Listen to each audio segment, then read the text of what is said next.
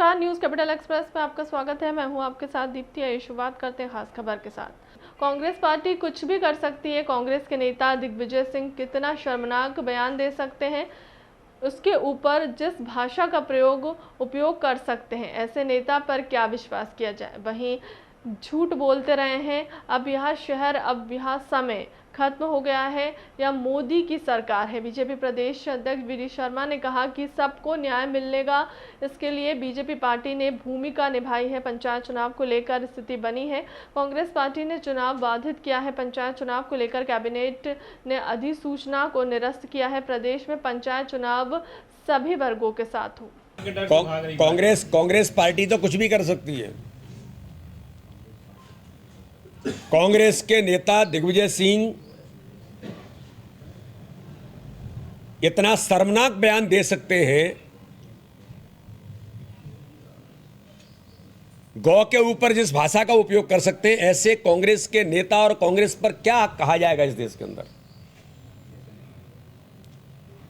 तो मैं तो ये मानता हूं कि हमेशा से वो यही झूठ बोलते रहे हैं और झूठ बोल करके राजनीति में आगे बढ़ते रहे। लेकिन अब ये समय खत्म हो गया है झूठ बोलने का। ये मोदी जी का शासन है, मोदी जी की सरकार है और मोदी जी के नेतृत्व में देश आगे बढ़ रहा है। तो झूठ छल कपट की राजनीति को स्थान अब इस देश के अंदर और प्रदेश के अंदर नहीं है।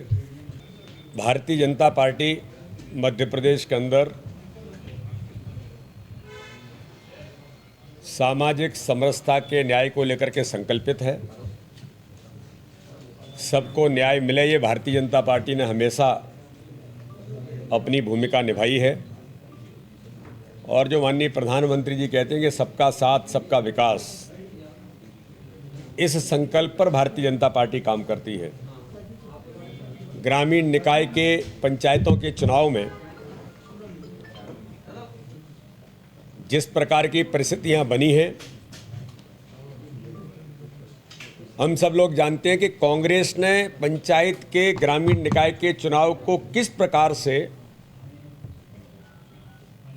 व्यवधान डालने का जो प्रयास किया।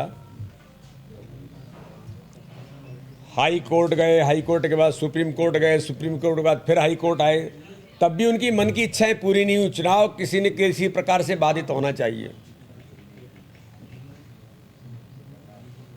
लेकिन भारतीय जनता पार्टी की सरकार, जो मैंने कहा कि हम संकल्पित हैं कि सबको न्याय मिले, आज उसी संकल्प पर भारतीय जनता पार्टी की सरकार ने, हमारी कैबिनेट ने